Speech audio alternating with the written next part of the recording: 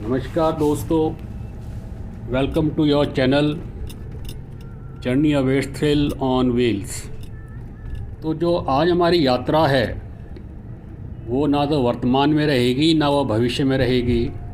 आज मैं आपको ले जा रहा हूँ लगभग 174 साल पीछे। और कहाँ ले जा रहा हूँ, किस स्थान को ले जा रहा हूँ, तो ये मैं आपको बताना चाहूँगा कि 174 साल पहले हम जा रहे हैं रुड़की में ही।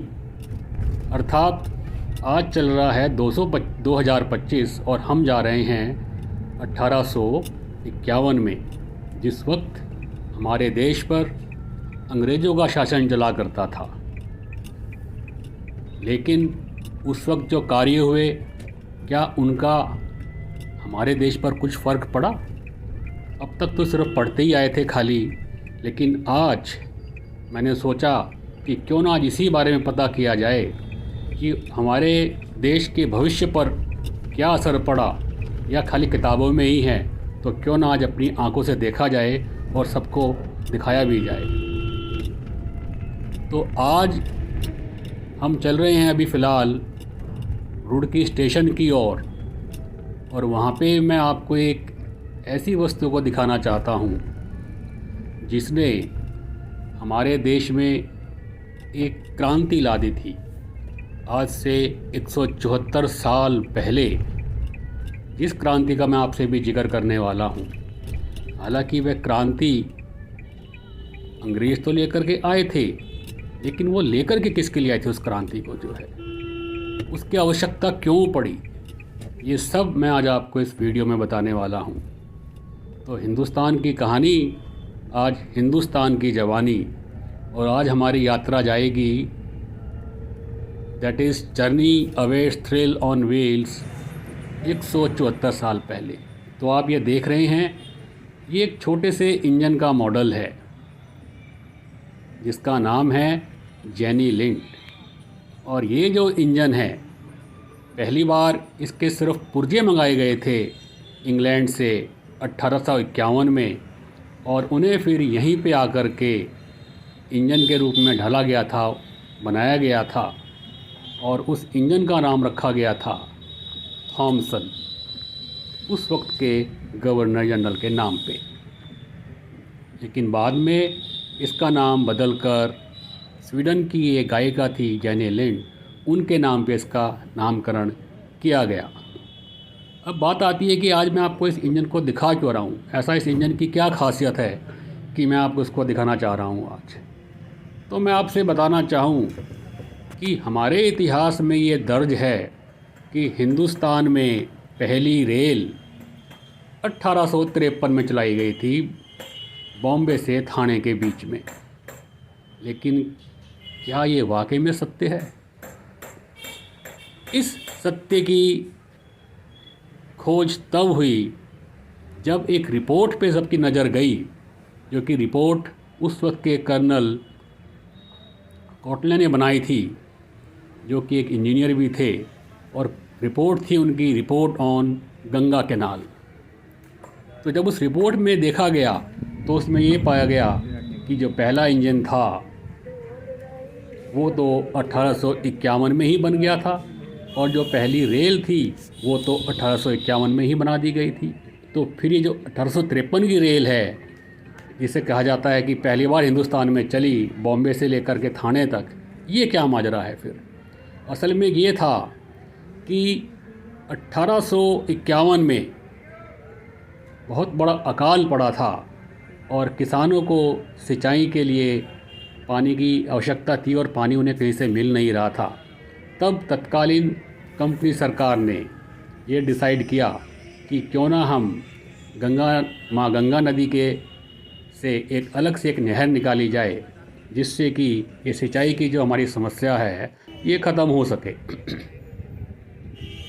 और उस समस्या को देखते हुए तब सारी प्लानिंग की गई, और जो पहली नहर थी हिंदुस्तान की, हर की पौड़ी से आप लगा सकते हो उसको, और कानपुर तक 500 किलोमीटर लंबी नहर का निर्माण कराया गया। अब बात आई जब नहर वहाँ से बनती हुई रुड़की की तरफ आई, तो रुड़की से पहले सोलानी नदी पड़ती थी। अब सोलानी नदी उस वक्त तो उसमें काफ़ी पानी रहता था। अब नहर का वहाँ पे क्या किया जाए, तो आज उसी बारे में हम आपसे बात कर रहा हूँ मुझसे आप। तो चलिए फिर हम शुरू करते हैं। तो मेरे अनुसार भारत में रेल का इतिहास 125 साल पहले 22 दिसंबर 1851 को लिखा जा चुका है। पहली रेल ने रुड़की से पिरान कलियर तक करीब 5 किलोमीटर की दूरी तय की थी। भले ही इतिहास में इस बात का उल्लेख है कि रेल के सफ़र की शुरुआत देश में 16 अप्रैल 1853 में हुई थी। यह ट्रेन मुंबई से ठाणे के बीच चली थी। इस ट्रेन ने 1 घंटे में लगभग 32 किलोमीटर का सफ़र तय किया, लेकिन हकीकत इससे अलग है। भारत में रेल का इतिहास 125 साल पहले 22 दिसंबर 1851 को ही लिखा जा चुका है। पहली रेल ने रुड़की से पिरान कलियर तक करीब 5 किलोमीटर की दूरी तय की थी। इतिहास के पन्नों पर नज़र डालें तो हरिद्वार से कानपुर के बीच 500 किलोमीटर लंबी गंग नहर बनाने वाली तकनीक तत्कालीन इंजीनियर कर्नल प्रो बीटी कोटले ने गंग नहर पर लिखी अपनी रिपोर्ट ऑन द गंग नहर कैनाल वर्क्स में इसके बारे में बताया था। अभी जो मैं आपको दिखाने जा रहा हूँ, ये वह फैक्ट्री है उस वक्त ही स्थापित की गई थी जहाँ पे रेल संबंधित कार्य यानी कि जितने भी काम होते थे वर्कशॉप के, वो यहीं पे किए जाते थे। और वो जो इंजन के वहाँ से पुर्जे लाए गए थे इंग्लैंड से, उन सब को इसी वर्कशॉप में जोड़ा गया था, जो कि आप देख सकते हैं। ये वर्कशॉप जब तक ये नहर बनती रही, सारे काम इसमें, यांत्रिकी काम जो इसी में किए जाते थे और रेल से संबंधित भी सारे काम इसी में किए जाते थे। मरम्मत के, पटरियों के जितने भी काम होते थे वो सभी इस फैक्ट्री में किए जाते थे। अर्थात हम ये कह सकते हैं कि ये जो आपको फैक्ट्री दिख रही है अभी, ये 1851 में ही स्थापित कर दी गई थी। तो जो उनकी रिपोर्ट थी, रिपोर्ट ऑन द गंग नहर कैनाल वर्क्स, यह रिपोर्ट आज भी रुड़की स्थित भारतीय प्रौद्योगिकी संस्थान अर्थात IIT की सेंट्रल लाइब्रेरी में मौजूद है।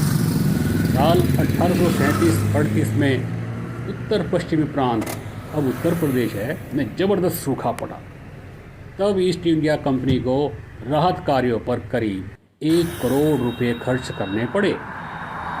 ऐसे में तत्कालीन सरकार ने गंगा से नहर निकालने का फैसला लिया और इसकी जिम्मेदारी कर्नल कोटले को सौंपी गई।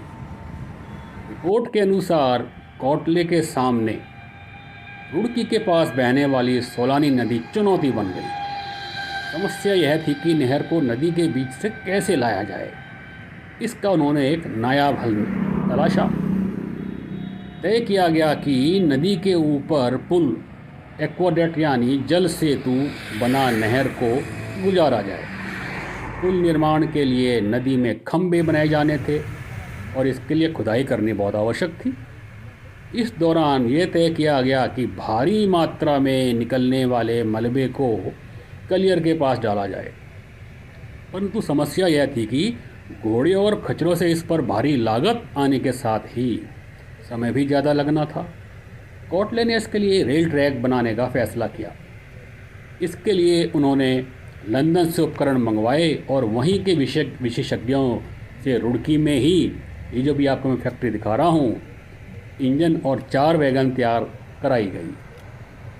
इंजन का नामकरण उत्तर पश्चिम प्रांत के तत्कालीन lieutenant governor sir James Thompson के नाम पर किया गया। हालांकि बाद में इसको बदल स्वीडन की प्रसिद्ध गायिका जेनी लिंड के नाम पर रखा गया। भाप से चलने वाले इस इंजन की सहायता से 2 वैगनों में एक बार में 180 से 200 टन मिट्टी ढोई गई। अब मैं आपको दिखाने जा रहा हूँ, ये वो रूट दिखाऊंगा आपको जिस रूट पे पहली बार हमारे देश में 22 दिसंबर 1851 को पहली रेल चलाई गई थी। ये वो स्थान है जहाँ पे रुड़की से इंजन को चलाया गया था पिरान कलियर की तरफ। सामने आप फैक्ट्री देख रहे हैं, फैक्ट्री पास में ही थी। तो मरम्मत का काम तो जैसे मैंने आपको बताया था सब इसी में कराया जाता था। अब चलते हम, चलिए उस रूट पे। आप मान सकते हो कि हम उस ट्रेन में जा रहे हैं आज, जो ट्रेन आज से 174 साल पहले चली थी रुड़की से प्राण कलियर की ओर। ये वह रोड है जहाँ पे पहले रेल की पटरियाँ बिछी हुई थी, पर समय के साथ समय गुजरता चला गया और बदलाव आता चला गया। और आपको सबको अच्छी तरह से पता है कि इंसान जिस चीज़ की आवश्यकता नहीं होती है उसको जल्दी ही उखाड़ के फेंक देता है, और जिसकी आवश्यकता होती है उसे तुरंत अपनाता है। तो कुछ इन पटरियों के साथ भी ऐसा ही हुआ। ये पटरियाँ बिछी हुई थी पहले, लेकिन जब इन पटरियों की आवश्यकता नहीं हुई तब इन पटरियों के ऊपर ही सड़क बना दी गई, जो कि रोड कैनाल के नाम से आज जानी जाती है, कैनाल रोड के नाम से जानी जाती है। और ये जो रोड है आपकी मुरादनगर से लेकर के हरिद्वार तक नहर के साथ साथ आ रही है। अब मैं आपको बताना चाहूँगा कि इंजन की रफ्तार थी 6.4 किलोमीटर प्रति घंटा। पूरे एक साल यानी दिसंबर 1852 तक यह पटरियों पर दौड़ता रहा। 2 साल बाद 1854 में गंग नहर का निर्माण पूरा हो गया। नहर को बनाने में पूरे 12 साल लगे। चलिए अब हम उस पुल के दर्शन करते हैं, जिसे बनाने के लिए इस इंजन अर्थात इस ट्रेन को चलाया गया था। भारतीय रेल के 150 वर्ष जब पूरे होने पर 2003 में जेनी लिंड इंजन का मॉडल रुड़की रेलवे स्टेशन पर स्थापित किया गया। अमृतसर स्थित रेल कारखाने में तैयार इस मॉडल से कुछ वर्ष पहले तक प्रत्येक शनिवार और रविवार शाम 4 से 6 बजे तक छुक छुक की आवाज़ भी सुनी जा सकती थी, लेकिन रखरखाव के अभाव में अब यह शांत ही खड़ा रहता है। ये जो ट्रेन थी, इस ट्रेन में 2 बोगियां थी जिनकी क्षमता 180 से 200 टन सामग्री ले जाने की थी। यह ट्रेन रुड़की और पिरान कलियर के बीच 2.5 मील की दूरी 38 मिनट में 4 मील प्रति घंटे की रफ्तार से तय किया करती थी, और यह 9 महीने तक चली। लेकिन जैसे मैंने बताया 1852 में काम भी पूरा हो गया था, लेकिन एक घटना और घटी कि 1852 में इंजन में आग नहीं लग गई, तब तक ये ट्रेन चलती रही। अर्थात कहने का मतलब ये है कि 1852 में जेनी लिंड इंजन में आग लग गई। सौभाग्य से उस समय तक नहर का निर्माण भी पूरा हो चुका था। तो अभी मैंने तो आपको एक तरफ से इस पुल के मैंने आपको अभी पुल दिखाया था। चलिए अब आगे से दोबारा से इस पुल को एक बार देखते हैं, और आप देखिए कितना विशाल पुल है। और आज भी 174 साल पूरे हो चुके हैं, लेकिन आज भी देखिए आप कितनी मजबूती के साथ खड़ा है। और जहाँ तक अनुमान लगा सकते हैं हम लोग कि अगले 600-700 साल और भी ये पुल कहीं नहीं जाएगा। इसकी मजबूती देखते हुए, बल्कि मैं आपसे ये कहूँगा कि जो पुल बाद में बने हैं, 20 साल पहले बने हैं, 25 साल पहले बने हैं, उन पुलों की मरम्मत दोबारा से करनी पड़ गई। अब इस पुल को देखिए आप, इसकी नींव देखिए, इसकी मजबूती देखिए पुल की। ऐसा लगता है मानो 174 साल पहले नहीं, मुश्किल से आज से ये 15-20 साल पहले ही बनाया गया हो। अब जो इसके जो बराबर में से जो नहर बह रही है, अब उसके बराबर में एक और नहर बना दी गई है। तो उसका कुछ हिस्सा जो है आगे जा कर के इस पुरानी नहर में पानी नहीं है, और क्योंकि उसके साथ जो नहर बनाई गई है उसका पानी इसमें डाइवर्ट करा गया है, और आगे आकर के कलियर से आगे आकर के उस पानी को दोबारा से इसी नहर में डाइवर्ट किया गया है। लेकिन मैं आपसे फिर भी यही कहना चाहूँगा कि जो मजबूती इस पुल की आप देख सकते हैं आज भी, वह मजबूती शायद हमारे को आज की टेक्नोलॉजी में देखने को नहीं मिलती। आप देख सकते हैं इस पुल को, इसमें कितने द्वार बनाए गए हैं, सिर्फ इस बात को देखते हुए कि सलानी नदी का जो वेग है बरसात के मौसम में बहुत तेज़ हो जाता है। चलिए आगे चलते हैं कलियर की तरफ।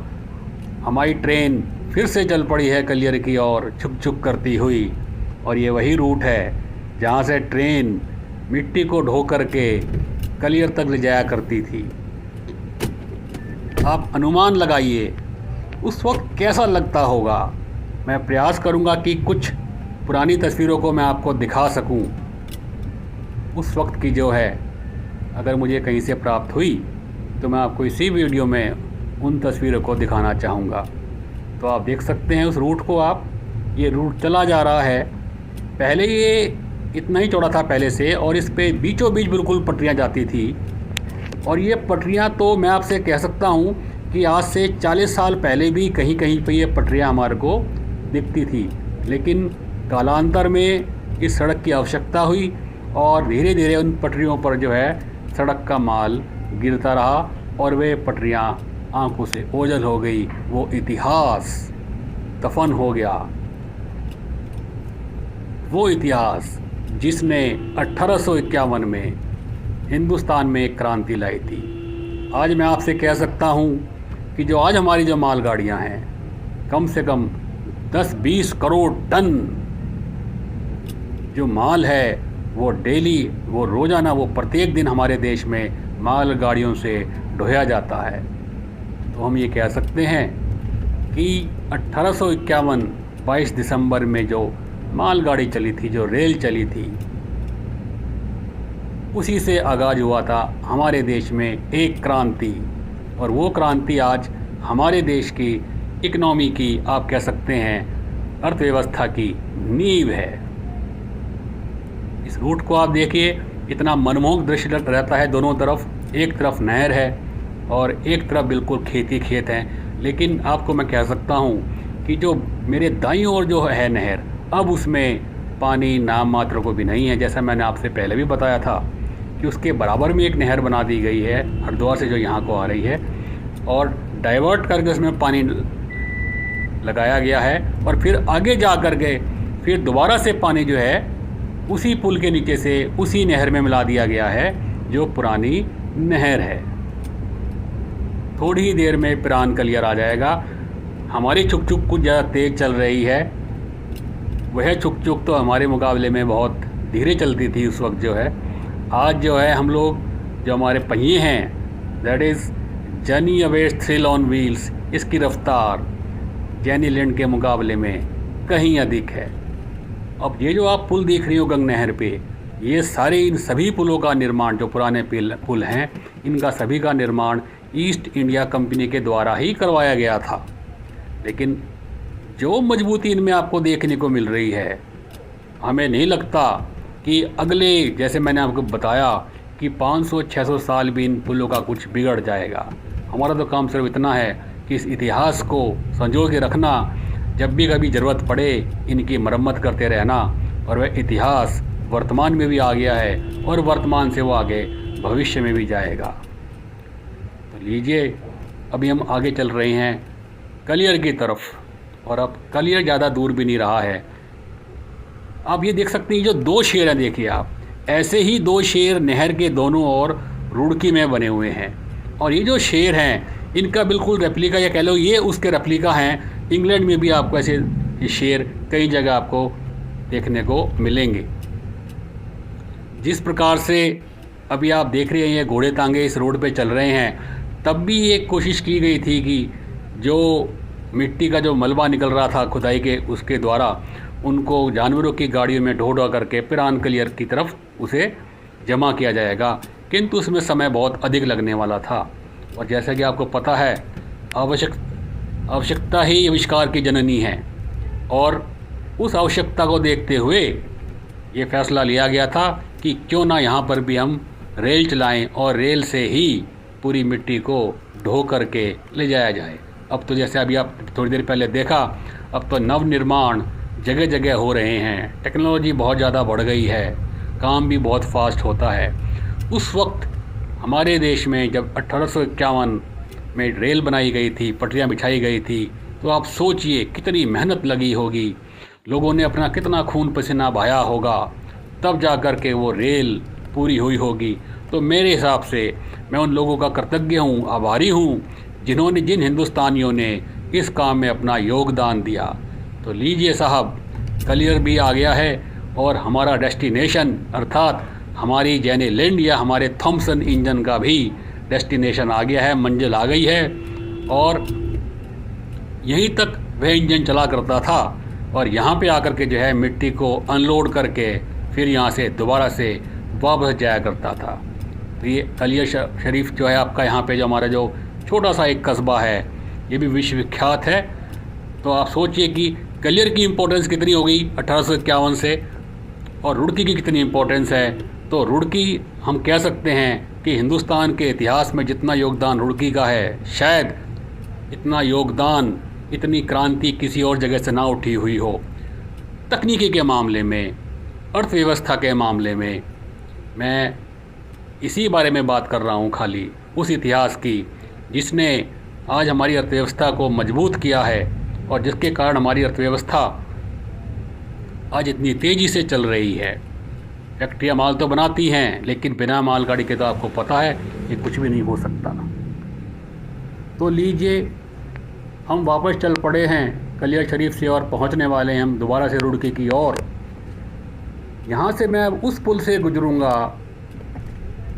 या उस नहर के पास से गुजरूंगा जो बाद में बनाई गई थी और जिसमें आधुनिक तकनीक लगाई गई, और नीचे सुलानी नदी बह रही है और ऊपर से गंगा कैनाल बह रही है। लेकिन ये आधुनिक युग की गंगा कैनाल है, ये आधुनिक युग का पुल है जिस पे से गंगा जी को ले जाया गया है। अर्थात आप कह सकते हैं, अब मैंने गंगा जी कहा है, क्यों कहा है? क्योंकि ये जो गंग नहर है हर की पौड़ी से ही बन के आ रही है, और वही जो पानी हर की पौड़ी पे आ रहा है, ब्रह्मताल से गुजर रहा है, ब्रह्मकुंड से गुजर रहा है, वही पानी इस नहर में आ रहा है। तो चलिए एक बार दोबारा से पुनः उतरते हैं और फिर से एक बार मैं आपको दिखाता हूँ आज की आधुनिक एक्वाडक्ट को, और उसका मुकाबला हम करेंगे आज से 174 साल पहले बनी एक्वाडक्ट से। वह कहानी जिसे सब भुला बैठे थे, आज एक बार दोबारा से उस कहानी को पुनर्जीवित करते हैं। अर्थात पहली रेल 22 दिसंबर 1851 को चली थी। क्यों चली थी, उसका क्या कारण था, वह सब आज हमने दोबारा से उसका पुनर्लोकन किया और इतिहास को एक बार दोबारा से 174 साल आगे हम लेकर के आ गए हैं। आप देख सकते हैं कि जो पुराना जो एक्वाडक्ट है, अर्थात जिस पुराने जो आपकी गंग नहर के लिए बनाई गई थी, इस पुल की इतने इसमें द्वार हैं, लेकिन साथ साथ में पुल की मजबूती के लिए, जिससे कि पुल पे कम से कम रेसिस्टेंस हो, आप देख सकते हो जो पिलर हैं पुल के, उनके ऊपर भी जो हैं आप देख सकते हैं बड़े बड़े होल दिख रहे हैं आपको गोल। वो पूरी की पूरी एक ह्यूम पाइप टाइप है जिसमें से कि पानी आर पार हो जाता था। जब आप हमारी जो सुलानी जो नदी है, इसका जब बहाव बहुत तेज होता था बरसात में और इसका लेवल पुल के नज़दीक ऊपर तक आ जाता था, तो जिससे कि पुल पर रेसिस्टेंस बहुत कम पड़े, तो ये जो ह्यूम पाइप टाइप बनाए गए हर पिलर के ऊपर, इनमें से होकर के पानी गुजरता था और पुल पे इतना अधिक जोर नहीं पड़ता था। तो देखिए उस वक्त जो हमारे हिंदुस्तानी भाई थे जिन्होंने इसमें अपना खून पसीना बहाया, और उनकी मेहनत से देखिए क्या अजूबा खड़ा किया गया। तो चलिए अब हम वापस चलते हैं अपने घर की ओर, अपनी गरुड़ा की ओर। दोबारा से मैं आपको फैक्ट्री दिखा रहा हूँ जिस फैक्ट्री में सारे वर्कशॉप के काम किए जाते थे, इंजन के या पटरियों के, रखरखाव के, जितने भी काम होते थे तकनीकी वर्कशॉप के, वो सभी इस फैक्ट्री में वे काम किए जाते थे। तो दोस्तों, आज हमने 174 साल पीछे गए और उस पल को जिया, और अब दोबारा से हम वापस आ गए हैं। आज तारीख़ है 22 दिसंबर 2025। तो चलिए वापस चलते हैं। अगले वीडियो में आपकी हमारी दोबारा से मुलाकात होगी। तब तक के लिए आप मुझे इजाज़त दीजिए। मेरा आपसे निवेदन है कि वीडियो को लाइक कीजिए, शेयर कीजिए, और जिन भाइयों ने सब्सक्राइब नहीं किया है, जिन दोस्तों ने सब्सक्राइब नहीं किया है, वे कृपया करके सब्सक्राइब ज़रूर करें।